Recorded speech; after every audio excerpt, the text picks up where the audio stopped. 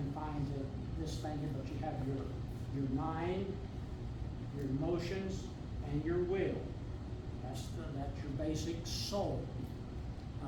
What you think, what you feel, and what you decide to do.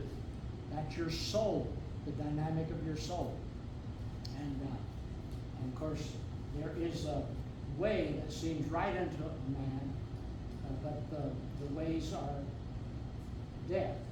So we tend to be going this direction. And we want to, if it feels good, we want to do it. If it's pleasurable and it serves our own interest, then we like it. This is the way that seems right. The soul is very deceived by the lust of the flesh and not under the control of the spirit. So this is the dilemma. And then we have the body, and the body is actually 4 parts. It has the five senses, like 5 parts here. Your body is composed and made up of your 5 senses: what you see, what you feel, what you smell, what you taste, and all that. Your bodily appetites and bodily functions. And so this is what you are: your spirit, soul, and body. And Jesus says, pray that when you pray this way: give us this day our daily bread. So he's talking about manna from heaven, which is Jesus, feeding us with spiritual truth, with spiritual energy, with spiritual concepts, with spiritual principles, that we might grow up and become mature spiritually. And then it says, and forgive us our trespasses as we forgive those who trespass against us. So here he wants to feed our spirit. He wants to cleanse our soul. And then it says, and deliver us from temptation and free us from evil.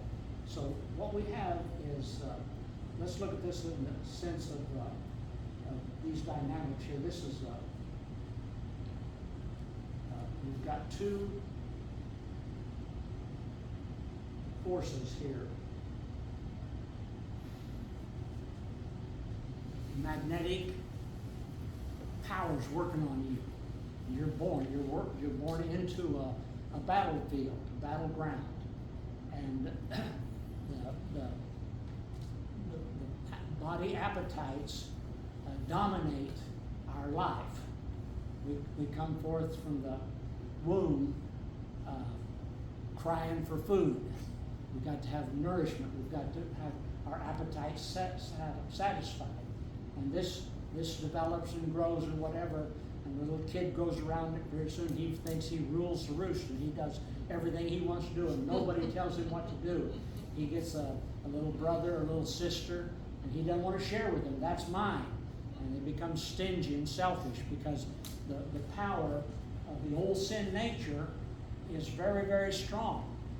And we are inextricably bound by that old sin nature until the Spirit of Christ can free us from that. Yes? I'm so humored because when my grandbaby was first born, well, when she was starting to stand, I would stand her up on the kitchen countertop and I'd hold her and she would, and so I incorporated, I'm the baby of the house and I rule everybody. Yes. And I don't know what I want, but you gotta figure it out. Make me happy. And I see that, like we don't know which, our soul, it doesn't know which way to go. That's that power, that's that inextricable. And you cannot free yourself from that. Yeah. Because man is bound. Yeah. This is what Paul said when he was talking in Romans chapter 7.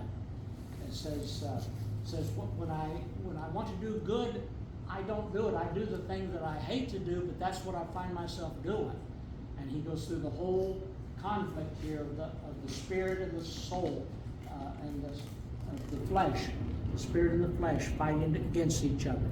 And he concludes in Romans chapter 7. He says, who shall free me from this body of death? This was his cry, and he's speaking of the Roman form of punishment.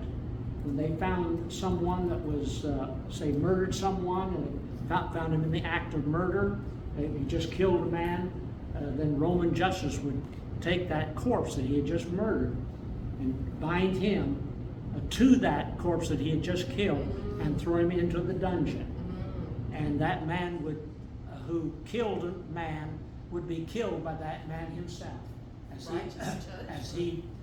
that's what Paul was saying. He says, oh, who shall deliver me from this body of death? In other words, I am bound inextricably with my sin nature and all the things that I do. What you do and what I do in the old sin nature is going to kill us.